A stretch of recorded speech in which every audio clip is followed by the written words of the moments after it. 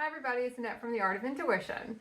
And today we are going to dive into the simulation theory. And we're going to talk about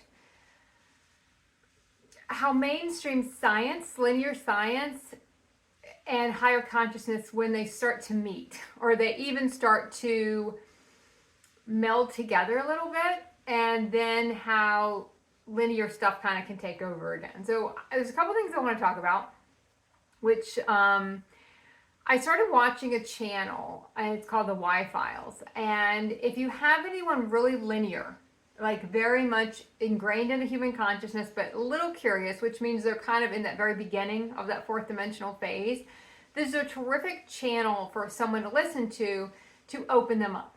You know, to open them up a little bit more to different metaphysical concepts that have a root and a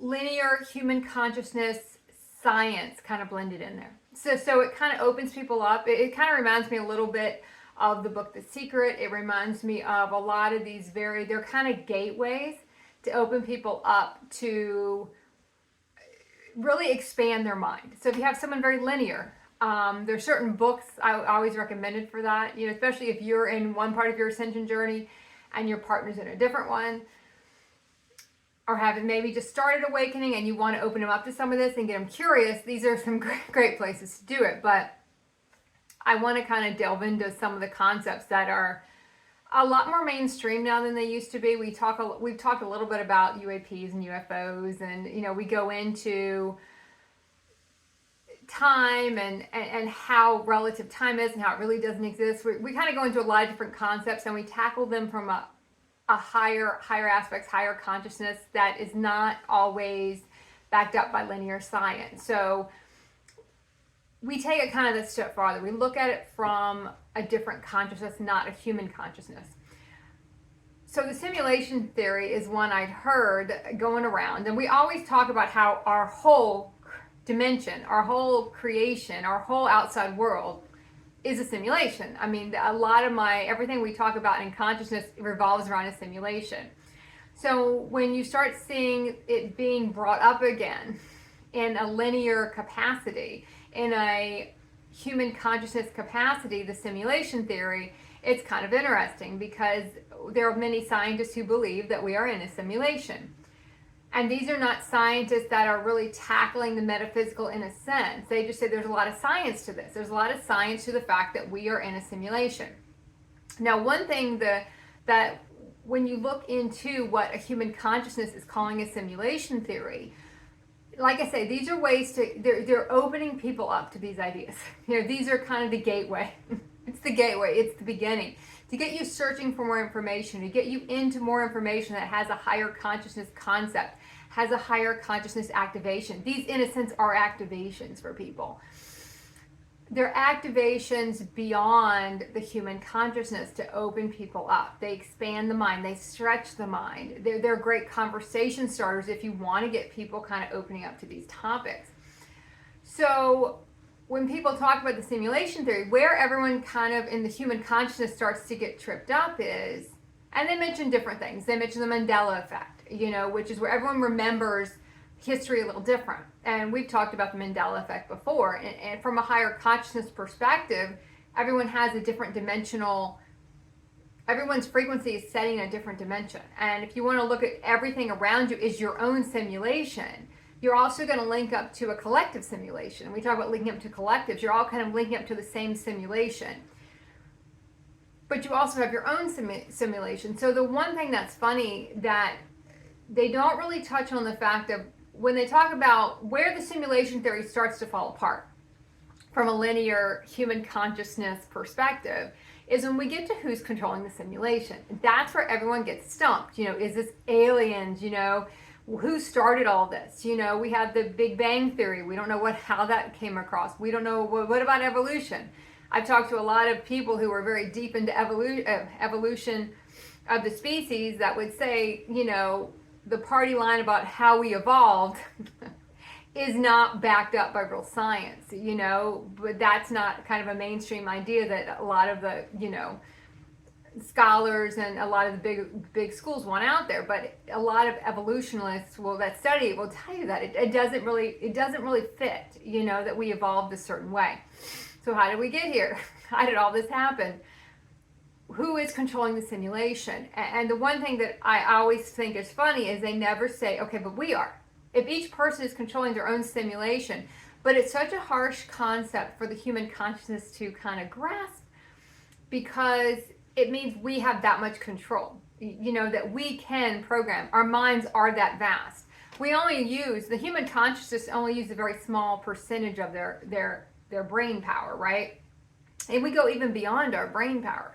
We talk on this channel about how we have our consciousness, we have our heart consciousness, we have our higher mind consciousness, which is all separate from the brain, in a sense. The brain is just the beginning.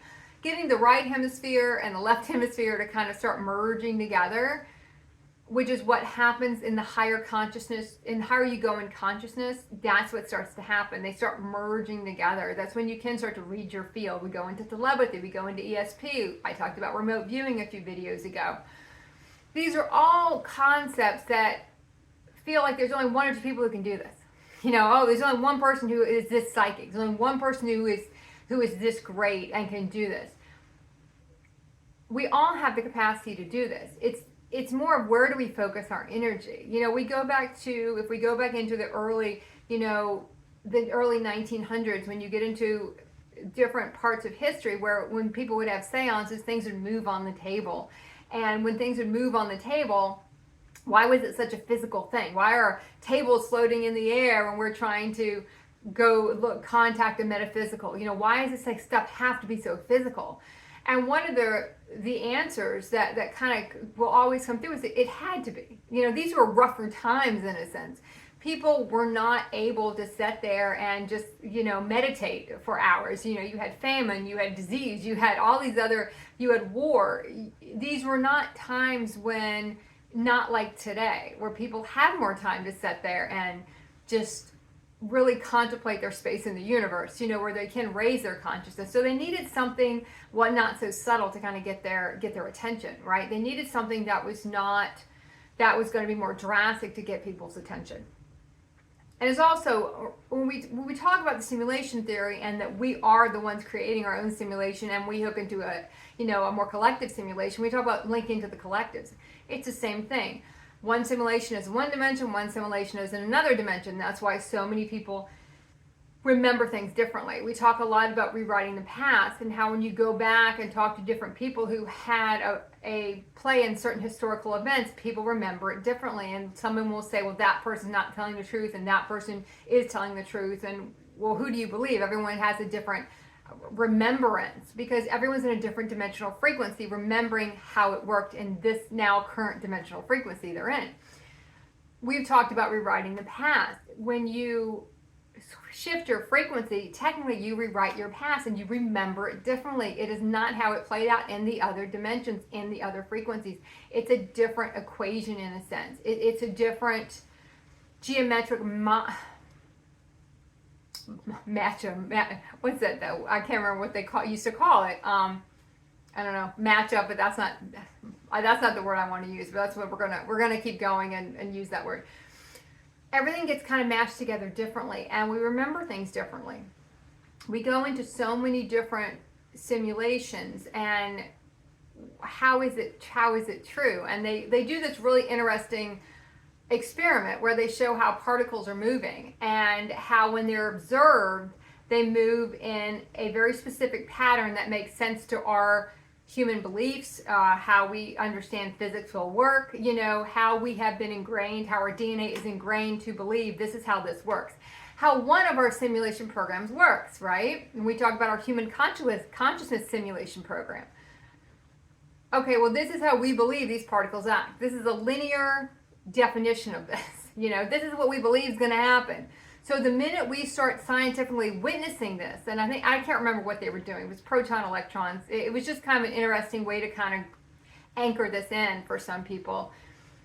When it was being observed with some type of, electronics, it acted the way we thought it would act, right? It formed the pattern we expected. But before we bought the camera in, when we did it and we were able to witness these particles, they did not act that way. They defied the laws of physics. They were not going the way we are programmed to believe they go. But the minute we observe them, they are. So why is that happening? What's going on here? Our beliefs are so ingrained. Our beliefs are so sure. It's in our DNA. And that's when we talk about clearing, restructuring our DNA. We talk about activating our galactic DNA, activating our higher consciousness DNA. We talk about doing all these things because we start to transcend and clear those belief systems. That's a simulation kind of, it's outdated code. The human consciousness is outdated code. It's what we're programmed to believe. But is it true? Because when we're not looking at it, so if you're looking at it from, okay, the simulation is from somewhere else, right? Someone else is creating everything. The minute we're trying to debunk it, it goes back to, look, it's a glitch in the matrix. That's a term you'll see used when things start to go a little weird. And it's like, well, that's a glitch in the matrix. But the minute we look at it again, it looks okay again. So it's like the matrix glitch, deja vu, another thing. Why does deja vu happen? Well, from a multidimensional consciousness awareness, that's a lot of words there, we understand that deja vu happens because we've already experienced everything. We've already seen everything. We've already done everything. There is no time. So we can see something and experience it again. And yeah, it feels familiar because we've already done everything. That's why there are no surprises. The more you start embracing higher consciousness, your higher consciousness aspects, you start getting into, well, there is no boundaries here. There's no really separation of time and space. The only reason there is for us because we have that human default program that says there is. So when we examine it from that consciousness, oh, now it aligns. The minute I'm watching this, I can't see it with my naked eye, and we're going back to those experiments that they were doing. I can't see it with my naked eye, but if I put this on and I'm going to look at this, put this infrared camera, whatever. I can't remember the exact thing they used, but when we look at it this way, okay, when I'm looking at it from here, it looks fine. If I take the camera away, now it's going back to not making sense. It's now defying the laws of science as we know them, as our human consciousness programs them. So we start to look at the simulation theory as a real possibility, right? If you're in your linear mind, it starts opening people up. But when we look at it from our higher consciousness, we understand that we are the ones creating it.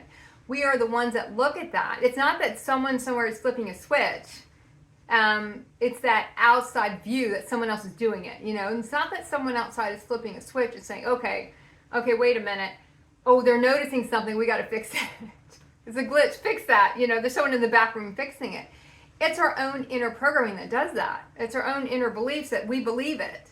So if I believe this cup is real. Now, it really shouldn't be in a sense. If you look back through, quantum physics, this cup really should not exist, but it does exist because I believe it exists. So now it's hard and it exists. It's the same type of thing. Our beliefs are that strong that we can manipulate what we're seeing. We reprogram it in our head for it to be what we want it to be because that's how strong our beliefs is to reevaluate, to refocus, to restructure that simulation. But we're the ones doing it. We're restructuring the simulation ourselves to make it work, to make it fit. And we talk about why we repeat realities, why realities turn out a certain way, why we look at something and we kind of double down on what we believe so our realities continue to go a certain way. They tend to double down in a sense because that's how strict our human beliefs are, that's how that is. That's how that's going to work out. That's how that's supposed to be. So anything that's contradictory to that, when we see it, we'll flip it back, and you see that happen all the time. No matter what happens, no matter how many things start to defy the human beliefs, the human structures, it will get remolded to sort of fit back into those structures. No, it doesn't matter what it is. It'll get fit back in. because that's how the human structure works. That's how that simulation works. You kind of get plugged back into the matrix. Because, and some of it, it's not your time to leave yet. And some of it is we're too afraid to leave, we're going to double back down again. So when you look at, that's a great example of how in a scientific experiment, we kind of fudge the results ourselves. We look at the results and they flip again. Once we're looking at them, and because we expect it to be a certain way, we expect to see this. And if we expect to see this, that's not what we see. Take the camera away, wait a minute, if I don't have that belief or expectation, now it's kind of defying the laws of what I believe really are the laws of the universe. So it puts everything into question. When we talk about how realities line up, how time really isn't real, how these are all constructs of our human DNA and of our human realities, and how all these things all the science behind a lot of this stuff starts to come into question of why do I believe that? Why is this a thing? Why do certain numbers always pop up in nature? Why do we always seem to follow similar patterns, similar cadences? Could it all be, is it all just this big balloon in a sense, or are we all just in this same kind of simulation? And one thing we will talk about on here a lot is it doesn't matter what dimension you're in. If you're in the fourth dimension, the third dimension, the human consciousness dimension, the purgatory dimension, if you're getting into fifth dimensional and sixth, seventh, eighth, ninth, 10th, 11th, 12th, and your consciousness can go beyond that, those are just the dimensions your body can achieve. It's all still a simulation. It's just a prettier version of the simulation. Now, we talk a lot about that. We talk a lot about how our simulations start to upgrade, how our simulations start to change, and because our dimensions change. So we talk about the different dimensions. It's just you get a new simulation. You see it a different way. There are colors that from a human consciousness you can't see. But from higher consciousness, when you raise your body's vibration, all of a sudden you can see a lot of new colors. The world is more vibrant. Other things start to open up and you can see them because your consciousness has raised your body's consciousness up to a certain level where all these things are possible, because our DNA gets rewritten, our whole body template gets wiped, and we get into our higher conscious DNA, our galactic DNA, our heart opens, our higher mind consciousness opens. We can read our field. We're capable of so many things. But there is this,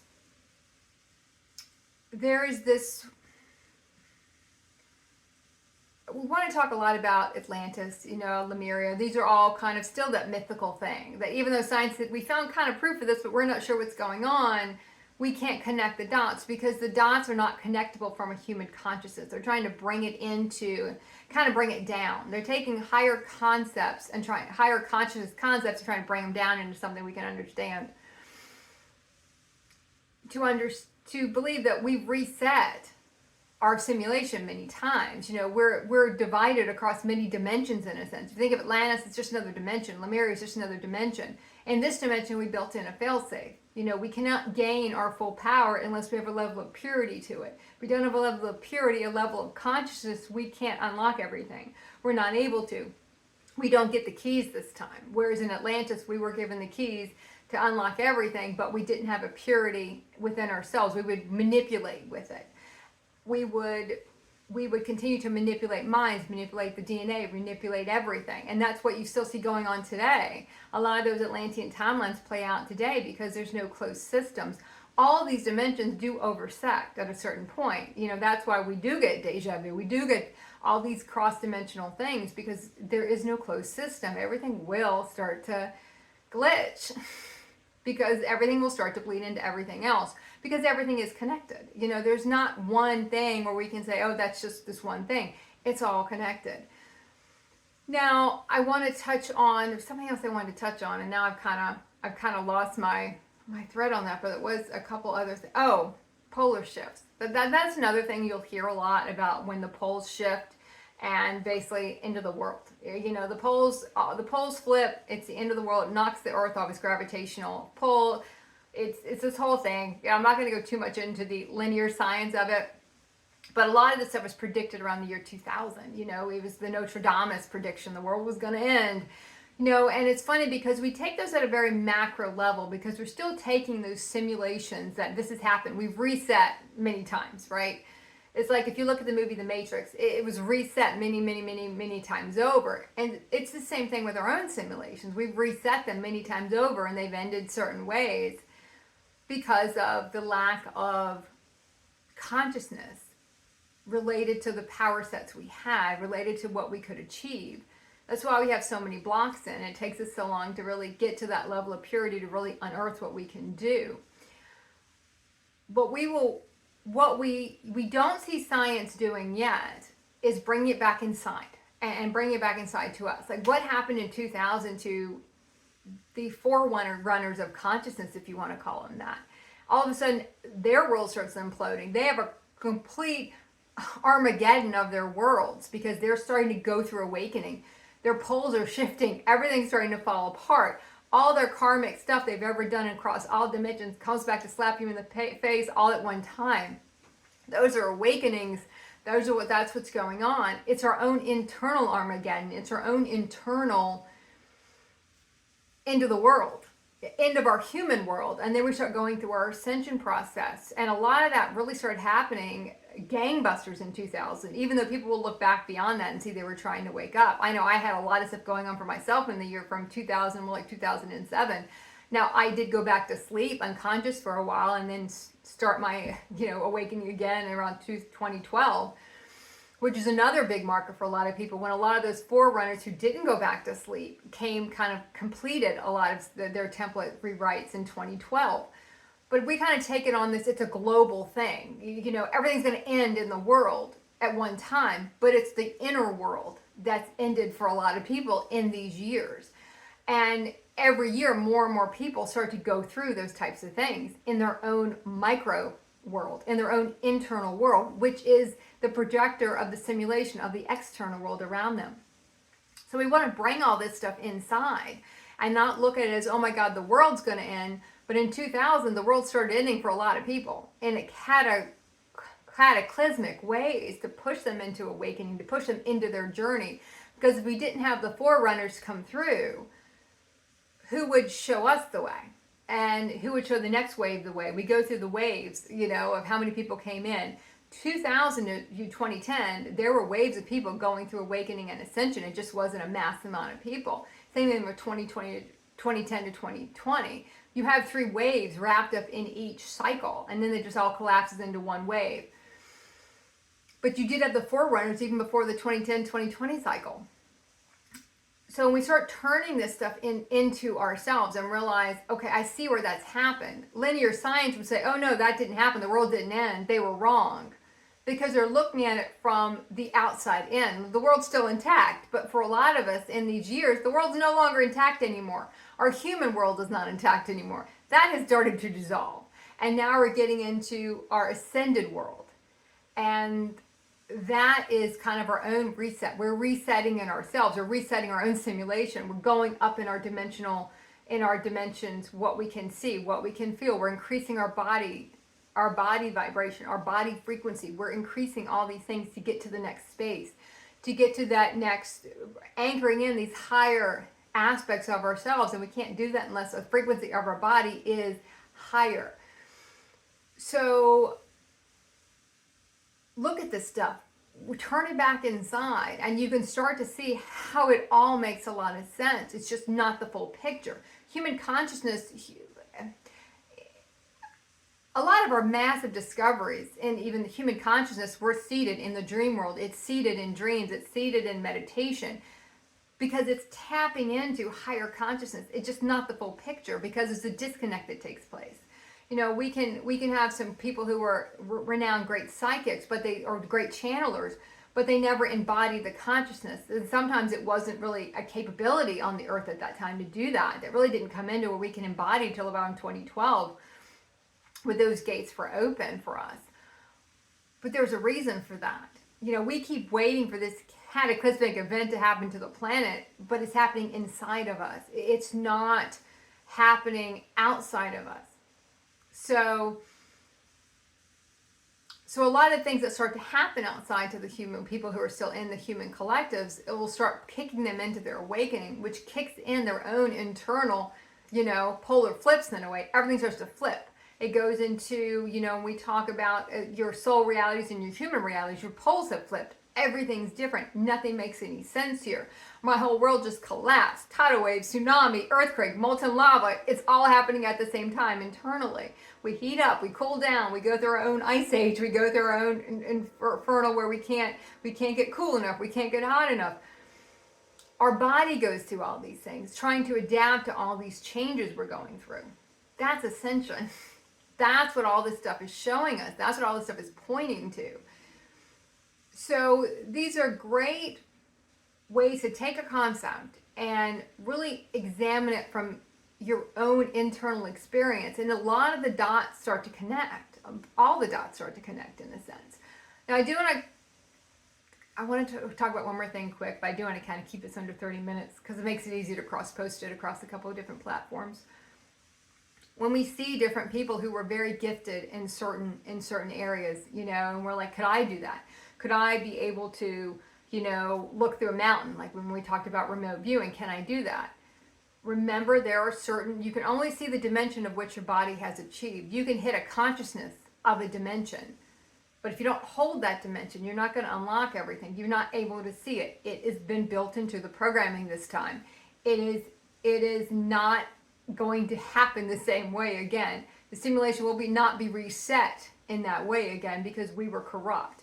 The corruption cannot happen from the higher consciousness levels if it's true higher consciousness. Usually a lot of people talk about higher consciousness, but the frequency of their voice is not higher consciousness. It's still an ego consciousness because they haven't unlocked it. You can't unlock everything until you reach a certain level of purity, which is what we all keep working for every day, the next level, the next step, the next upgrade. So there are people that say, how are they that powerful? But what really could they see? It's just like when I see people who say, oh, I'm going to read the Akash. Which Akash are you going to read? My human Akash? Which dimension of that are you going to read? My galactic Akash? If you don't have galactic intelligence, if you haven't anchored in that yet, that frequency, you can't read my galactic Akash. To you, it doesn't exist. You're only going to see one. We have thousands, millions of Akashas. So you really want to, and that's when we talk about taking great care of what we outsource consciousness to, what we're listening to, and what someone's trying to sell. If anyone's trying to sell anything, there's a taint in that, in a sense. Now that does not mean, like if you go on my webpage, I do have things that I sell because we still work in a money-based society. So yes, there are things I sell on there. But when I'm doing my community stuff, my videos, my streams, you never hear me try to sell anything because there's nothing to sell here. We're talking about these concepts. We're trying to activate people's consciousness. We're activating for the collectives. People who want to go deeper than that and understand that it's time to go deeper than that, then they go farther. We put the stuff out there to sell, but I don't direct people to it. It's there if people want to find it. If people want to go deeper, they can. But I'm not trying to pull that in from a linear perspective. So it's just, that's when we really have to look at who's saying what and what everyone's saying. And there's some people that will activate you, some people that will turn you off, some people you'll go back to later because their frequency was higher than where you were at the moment and it was too difficult to listen to. Just because you can't listen to someone doesn't mean what they're saying is not going to align with you. It just, at that moment, you've got something in the way of listening to it, right? Something has to be cleared. So, okay, I'm going to leave it at that. I want everyone to really dive into their simulation and see where they are and keep practicing the art of intuition.